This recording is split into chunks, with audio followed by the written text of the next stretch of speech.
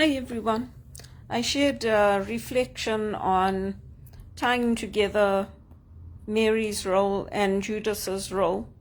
And this is just to bring out the dynamics that are still happening today in our church, where women's roles may not be given as much importance, or a woman is said to be in a man's place, similar to what happens with Mary anointing Jesus's feet. And we see that before, where she's anointed his head, now she's anointing his feet. And it's something that we studied when I did my theology, because the role of women, especially in the West, it's very much like you're coming up against a wall or you're watching paint dry. So that dynamic is there, and we explored that in our theology, in learning about it and learning how the role of women is so important in the church, because even as we head to the resurrection, we see it's the women that go out. They're the first ones at the grave, there to perform their womanly duties of going to the graveside and taking spices, but they're the first ones to announce Jesus's resurrection.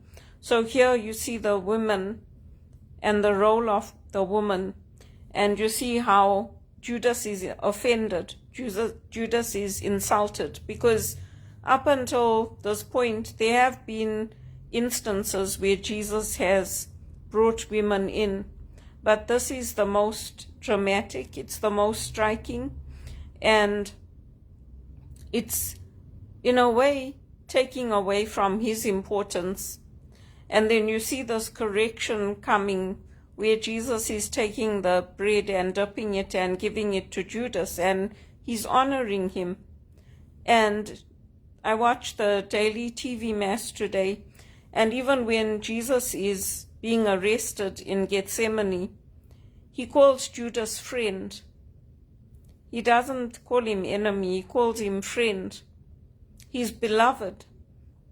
So it's just that reflection I wrote is just to bring out some of the points that we learned about, and for me to share it with you, that you can think about it and where does it sit with you in our culture.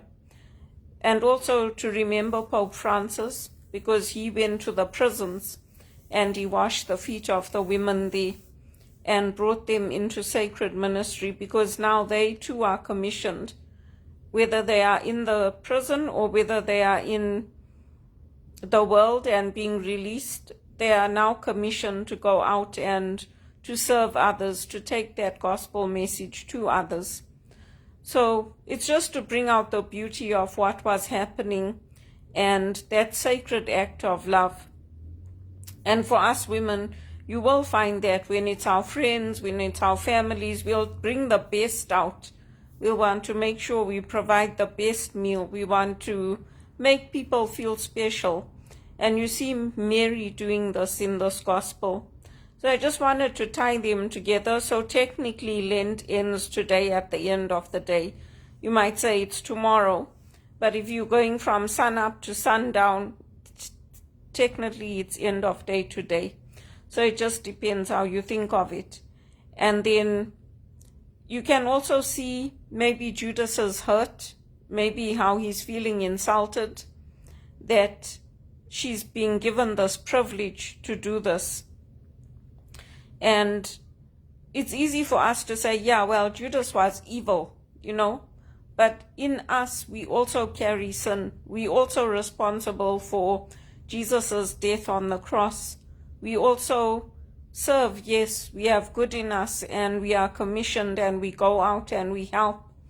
But it's also that sense of tragedy, of that spiritual darkness that can overcome people, where you lose all hope and you lose that passion. Or even when you realize, okay, I've done this thing and it's so awful. Some people, like Judas, they take their life. And Jesus is always the one that's still calling us friend and still allowing us, even as women, to be lavish with our acts of love. I know that I do that sometimes. I'll take my last 2 cents and I'll put it towards that donation in the church. Or I'll sacrifice my meal to say, okay, I'm going to give this to the church. But it's very hard for me now without a job. And, even the interviews I had, I was supposed to get a call back for some temporary work. But even that hasn't come through. So I have to choose hope. I have to choose not to give up. But this is kind of what the church went through in the early church. And that's why people form communities. That's why families live together. That's why the church doesn't fail, because we will always come together and we will find a way to continue our faith, whether it's in our homes or in community. But I wanted to share that because it's something that it's important for us as women. And even when I was at Trinity House, when Father Peter, we had our service for the Maundy Thursday, and he invited the women to come forward. And I said to him, no, I don't want you to wash my foot. And he's like, no, I want to wash your foot. So, these changes come into our lives. And so that was the first time that I had that done. And then in Kwekwe, there were instances where they called me up in Zimbabwe, and now here at Blessed Sacrament. So I go, I don't refuse, and part of that is my being a spiritual director formally, but it comes in the parish. For us as spiritual directors, it's how we live our lives, and it's our service in the parish. We still have to go out and work, just like the sisters. They go out and work, and they have jobs, many of them. They work in banking, they work in finance, they work in the hospitals. That's how many of our hospitals started here in Canada and also in Zimbabwe and overseas. And many things have started that way. So I wanted to share it because it's a nice time to also remember Pope Francis and to remember the priests and the people that have washed our feet, and how we go out and we too look after the priests. We help them. We be of service with our lives. And we are not too much. I am not too much. And who I am is perfectly fine in God's sight. I do not have mental health problems.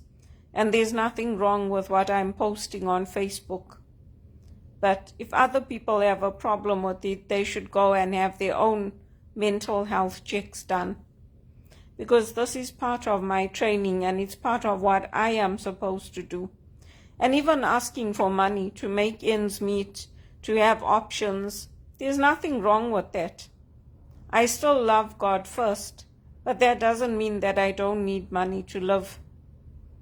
And it doesn't mean I don't put Jesus first. But that's the beauty of the gospel. And it's something that I wanted to do today to tie together this theme of what's happening with Judas and what's happening with Mary and the women in the Bible. And even when the crucifixion takes place, it's the women that stand by Jesus, that go to that cross, that stand there. And we have to have that strength as women to do that, to keep our faith.